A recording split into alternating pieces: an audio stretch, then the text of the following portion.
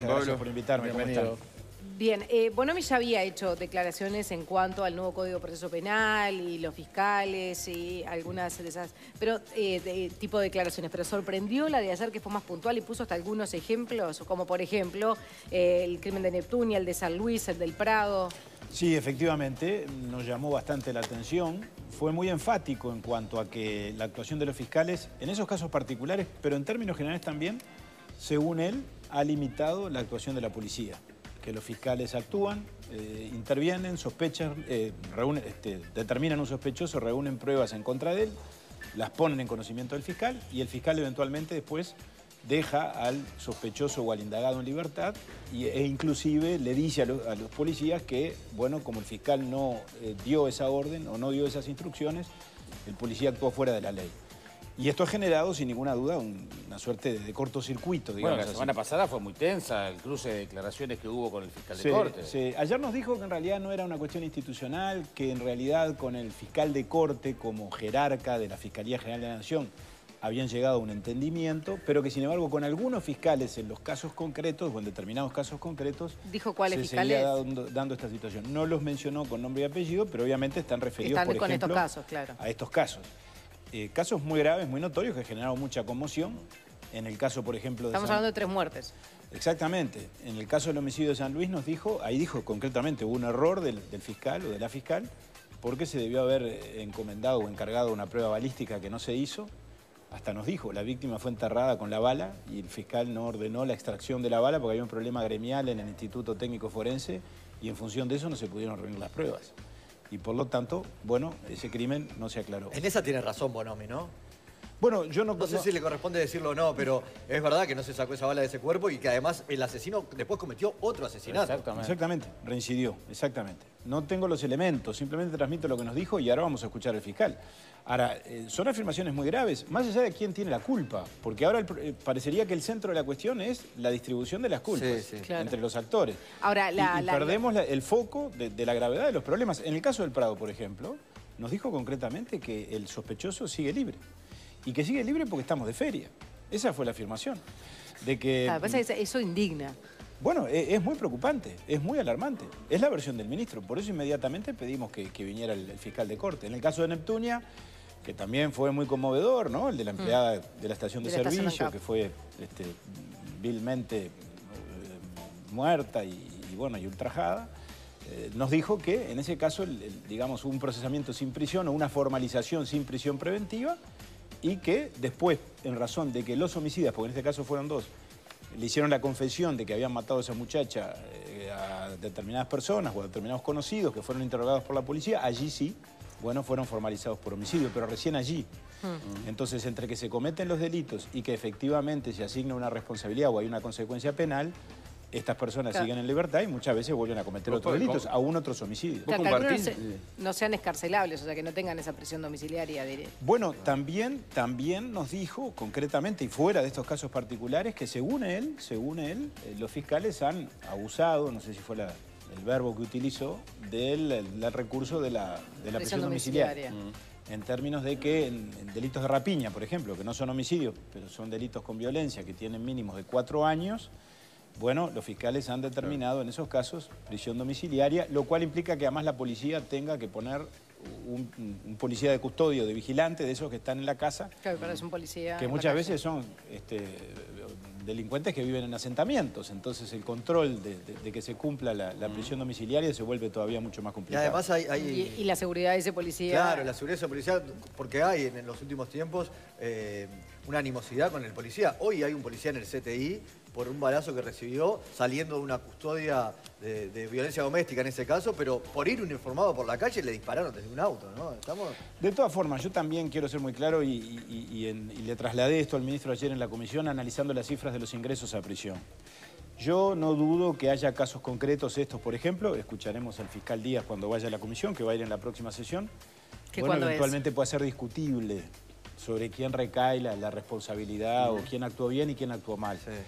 Pero también es verdad que no podemos transferirle a los actores judiciales, a la justicia y particularmente al Ministerio Público la responsabilidad de que se haya incrementado la inseguridad ciudadana. Las cifras no lo indican. Lo indicaron en un comienzo en cuanto a la vigencia del código. Yo ayer manejé algunos datos que me hizo llegar la Fiscalía General de la Nación.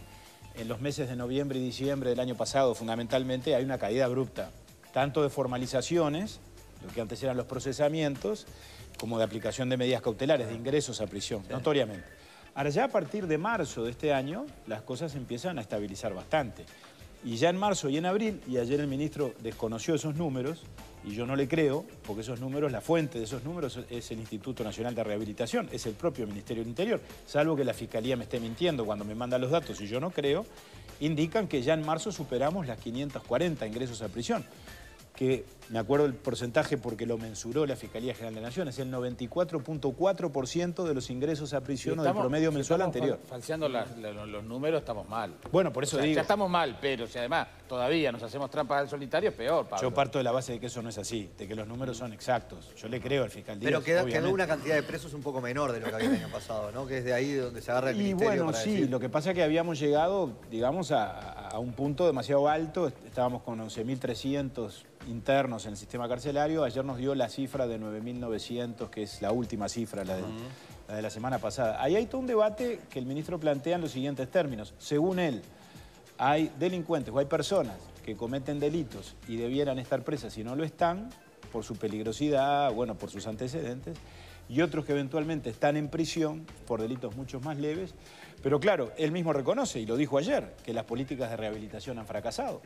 Y han fracasado porque el sistema penitenciario está en una condición muy grave, muy grave. Independientemente de que haya habido mejoras, también nos dijo ayer, ya no hay hacinamiento, y hacinamiento hay. Me dijo, tenemos 1.800 plazas más de la cantidad de internos o de privados de libertad que hay en el sistema carcelario. Ahora, sin embargo, reconoce... Como están repartidos, ¿no? Lo que pasó en el motín con Carla la semana pasada. Exactamente. Hay hacinamiento porque hay módulos donde no pueden trasladarlos a los presos, según él, por razones de categorización de los presos, por los perfiles criminales de cada uno.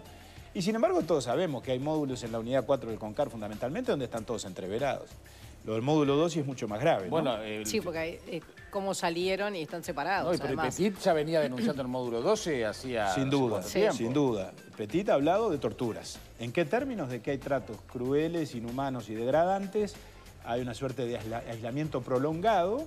Nos hizo un informe, nosotros lo pedimos, los integrantes del Partido Nacional de la Comisión de Seguimiento Carcelario, de por qué razón o cuáles fueron los hechos del motín o cómo lo explica, o que nos hiciera algún comentario, y nos presentó un informe muy preocupante, en términos de que en el módulo 12 la decisión de que haya aislamiento prolongado fue del ministro del Interior o de la superioridad ministerial, que para mí es el ministro del Interior. Claro. Aún en contra, lo dice Petit, está escrito, de la recomendación del propio INR.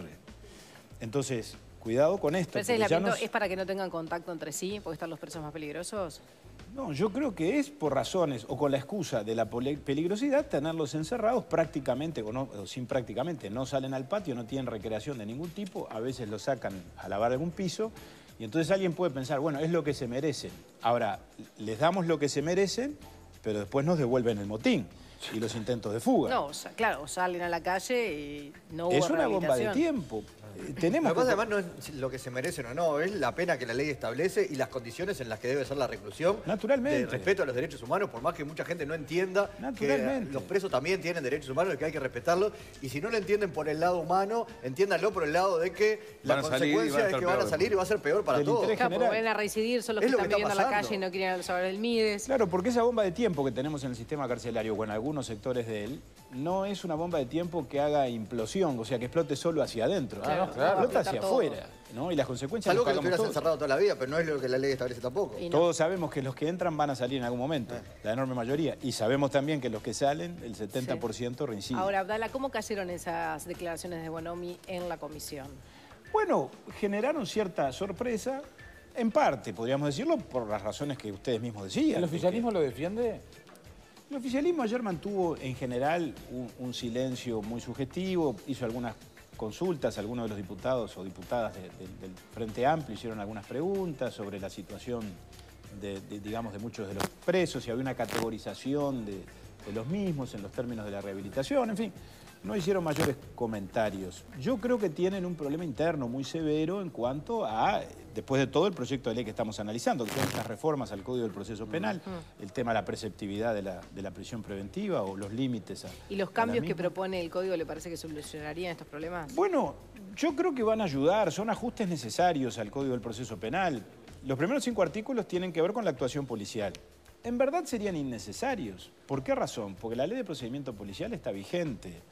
El ministro dice, no, los policías actúan y los fiscales no los dejan. Bueno, pero la ley es la ley, el código no impide. Ahora, todas estas dudas que se han generado realmente y las discusiones entre el ministro, el fiscal, etcétera, al policía a la hora de actuar, y esto nos lo han dicho los representantes de los sindicatos policiales, le ha generado dudas. Entonces esta aclaración viene bien, ¿no? No, está bien y nosotros la vamos a votar, Juan Miguel, y creo que ayuda a establecer claramente los límites en cuanto a que, bueno, por supuesto el fiscal es el titular de la acción, le puede dar órdenes a los policías, pero los policías sin perjuicio de esas órdenes también pueden actuar, sobre todo en casos de infragante y delito, claro, sin pedir permiso. Después hay modificaciones desde el punto de vista procesal, el tema de ponerle límites digamos, a la no preceptividad de la prisión preventiva o hacerla preceptiva en determinados casos, en los casos de reincidencia, habitualidad. Algunos dicen que esto es volver atrás en términos del modelo acusatorio. Yo no hago una conclusión tan drástica, lo digo francamente. Podrá ser en todo caso establecer determinadas excepciones, pero creo que el modelo sigue siendo el modelo, es decir, aquel modelo inquisitivo que teníamos antes, donde la enorme mayoría de los presos eran presos sin condena y eso era una clara violación a los derechos humanos, no tiene por qué volver a editarse o no tiene por qué reeditarse en función de esto. Claro, en la teoría digamos que sí se está agujereando un poco la lógica del código, pero es como para adaptarlo a la práctica de nuestra realidad mientras nos vamos acomodando, digamos. Son decisiones de política criminal que yo creo que se justifican en la realidad que estamos enfrentando. Claro, un poco las relaciones de vínculo entre los policías y los magistrados tienen que ver con las pruebas que llevan los policías. Sí, según nos dijo el ministro, bueno, claramente hay situaciones donde han reunido elementos, reunido pruebas que claramente, según el ministro, ¿no?, incriminaban a determinadas personas y los fiscales las desestimaron. Vamos a ver qué nos dice el fiscal Díaz. Nos dijo el ministro, esto no es con el fiscal Díaz en términos de ser el jefe del servicio o el titular de la fiscalía, no es con la mayoría de los fiscales tampoco, es con algunos, dijo. Bueno, ahora, también esos comentarios que no terminan, digamos, de definir con nitidez cuál es la posición del ministerio y si los casos particulares denuncian una situación de carácter general o si eventualmente estamos frente a una situación endémica o un enfrentamiento entre dos instituciones, bueno, yo creo que lo tenemos que dilucidar. Por lo que yo decía antes, el punto no es cómo distribuimos las culpas, sino que las cosas se hagan y que se cumpla la ley. Y que en definitiva, bueno, pongamos el centro donde lo tenemos que poner, que es en este incremento sensacional de la criminalidad. ¿Cuándo va el fiscal Díaz? Y el fiscal Díaz va a ir en la próxima sesión. Estamos coordinando con él la fecha. En principio iba a ser la próxima semana. La próxima semana probablemente no sea, seguramente será la otra. Pero es el paso que vamos a dar ahora para seguir trabajando en la aprobación de este proyecto de ley. Pablo Abdala, muchísimas gracias por acompañarnos. A ustedes, muchísimo gusto. Gracias, Pablo. Tenemos que actualizar a esta hora los datos del tiempo.